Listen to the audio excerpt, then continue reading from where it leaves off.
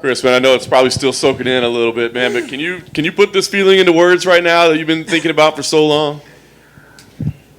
I don't know, man. I can't, man. I wish I had the words. I'm sorry. I'm being unprofessional. I wish I had the words, man. Like, especially at Madison Square Garden, and then a knockout win in the first round when everyone counted me out. Like, well, you might know the odds for this. It's pretty bad, right? Like 4-1. Yeah. I hope I lost all of you money. Talk about coming in tonight. You know, like when you weighed in the first time and obviously didn't get to fight, I remember you saying like 10 years too late, but I'm here, you know. And when you walked in there, I mean, was there like a chip on your shoulder of like, man, I can't believe it was, you know, this difficult for me to get here? Or was it, you know, a joyous feeling of finally being here? It's a little bit of both, man. I'm always going to have a chip on my shoulder. You try to, as you get older, you try to mature a little bit. But, like, man, I'm so fucking mad all the time. Like, you know how many times Sean Strickland's watching me, like, punch holes in all my furniture, freaking out one time where I fight stuff. Like, it's a very stressful life. So, like, you do have a chip on your shoulder. But at the same time, I'm, like, walking out to Madison Square Garden. There's, like, lights on me. There's people screaming. I'm like, you do have a chip, but my God, like, what more could I ask for? Like, this is the best. This is the best that it gets. Yeah, no doubt. Difficulty early, right? I mean, was what you expected? I mean, his striking looked a lot better than I think it maybe ever has. Hats off to him. I didn't think he was going to be that clean. It caught me off guard a little bit. He's, I don't know if you guys noticed, but when we touched gloves, and I was like, holy shit, he's a big guy. Like, I may have made a mistake in being at 85. He's a big dude, man. He hats off to him and Hoof. They've done wonders with his striking. He's a lot cleaner than I thought he would be. And I was more looking for that wide looping shot, and he was throwing them straight, which kind of made me hard to adjust. About midway through that fight, Sean Strickland's like, stop being a pussy and go, like, you know, like pressure him. I'm like, you know what? I really am just sitting here getting hit for no reason. I don't have to. Kind of midway through, I kind of found my rhythm, found my range. I was like, okay, like this is fine. I've been hit by harder people. I can see the punch. I can move. I can roll. He was throwing some. I was moving my head a little bit, like slip. You get hit, but if you roll the punch, it's not that bad. And we hit that liver shot, and he didn't like it. And they were like, oh, he didn't like that at all. And I was like, okay, if I can hurt you to the body, I can finish you. And I finished a lot of people with body shots. The body shots are what brought him down. So, yeah.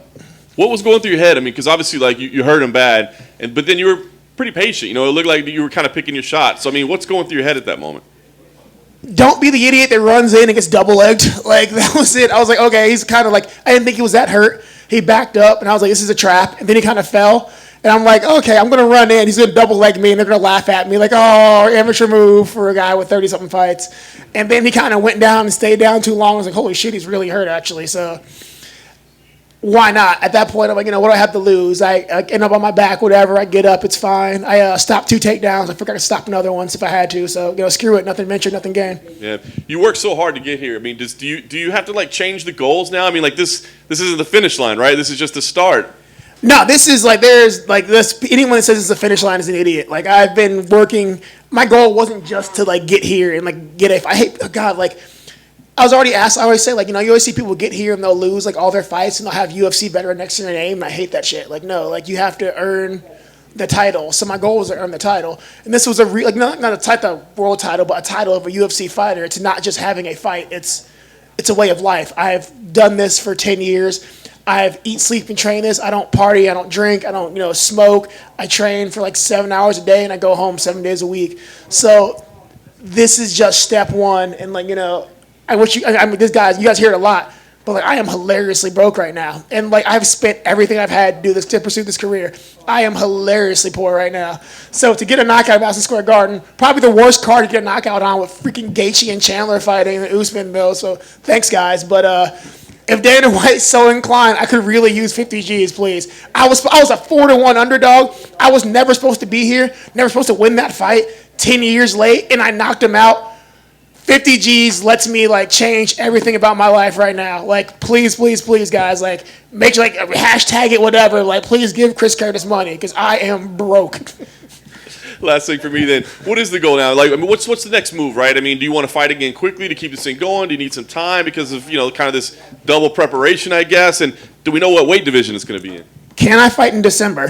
First of all, like, I am ready to go. If they have something in December, I would love to fight in December. Like, I'm 34 years old, man. I'm getting here really late in the game, and I love this sport. I love this sport more than anything else. I've sacrificed huge chunks of my adult life to do this and to be here. I love this sport. I love fighting, and I want to keep doing that as much as possible. You know, as long as my body allows me. Like, one more fight I got out of, didn't take any damage. It's great.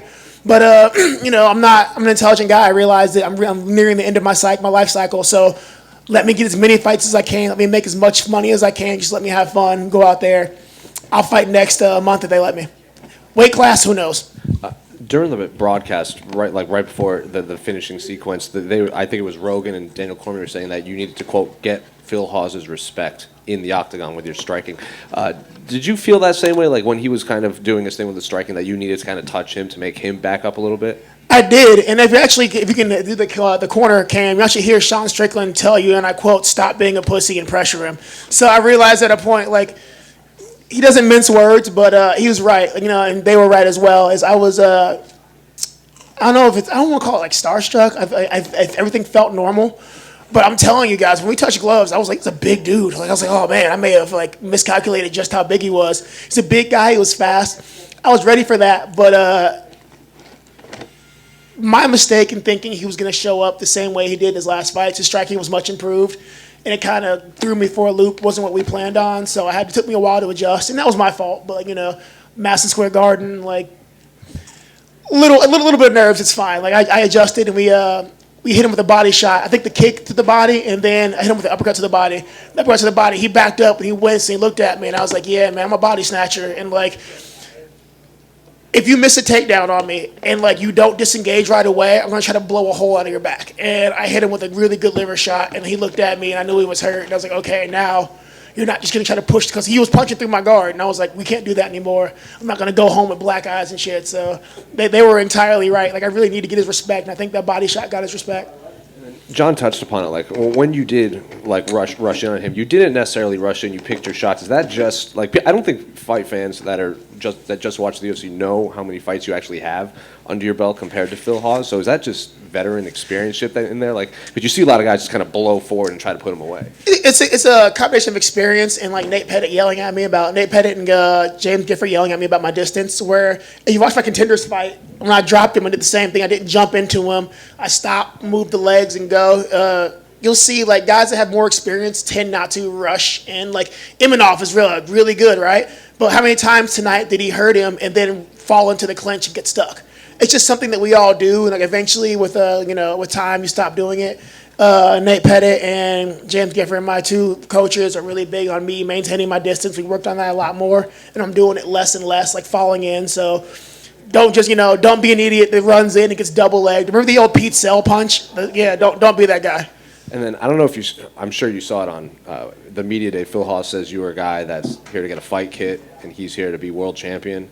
Does that make this win any more special? I turned Phil Hawes off. So if he feels I was here for a fight kit, like, well, I literally turned you off. So I like Phil Hawes, but someone says I'm here for a fight kit, like, bro, honestly, I do like the fight kit. I've been waiting fucking years to get this fight kit. But Phil Hawes is, as Sean Strickland said the best, Phil Hawes is a wrestler. I am a fighter. I have been fighting for 14 years. I train 7 days a week. I've given up my family. I've given up money, career, school, college, everything. I am a fighter. I told Megan Olivia earlier that he's a bigger guy than me. He's a bigger human than me, but I'm a bigger dog than he is. And like he found that out. Chris, you're right over here. In a way, are you kind of happy that it took you so long to get here, just in terms of preparation? No, absolutely Okay, not. all right. Absolutely Didn't help with the moment. I lucked out. Like, I did get lucky. Like, I didn't feel as starstruck as a lot of guys do. I was looking around and told my corner. I was like, it feels like every other fight, which is weird. Like, looking around, seeing people say get the jitters. I'm like, oh, it feels normal. It's fine. So I guess the experience helps, man. Like, I've been in fights I shouldn't be in. Ooh. Oh, no, he's asleep. Oh, he's dead. Oh. It's unfortunate. But nah, man, I've been in fights I shouldn't have been in before. I've been in fights people expect me to lose, and I still did everything. So he's really dead. In a way, is it kind of nice not nice that Sean's fight didn't happen, but put more focus on you, having him not have to fight tonight? It's always good. I like having Sean in my corner. He's been in my corner a lot these last few years. We've been friends for a while now. And Sean's one of those people to where Sean fights because he's got like rage in his heart. Like he wasn't hugged enough when he was younger, and it shows. I don't have that issue. I come from like a fairly loving family, so I don't have to fight with like rage. But the difference is that, like, I need sometimes I have a habit of not pushing as hard as I could be, not fighting a mean fight. And I started doing that when the fight started. And Sean's that guy who's, I trust him enough and I respect him enough to be like, hey, when he's like, you need to fucking settle down and fight. Like, stop trying to be pretty, stop trying to be technical and go fight. And I was like, okay, you're right, because I'm losing this round. Like, I need to go fight.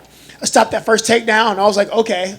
Stopped the second one and I was like, okay, now it's just time to fight. Like, you can't take me, you can't just shove me over, it's time to fight. So having Sean not fight, sucks for him, but Sean's fine, guys. He's a dragon, he's hoarding money somewhere. Don't worry about it, he'll be okay, and come to the next one. But it's nice to have your boy in your corner.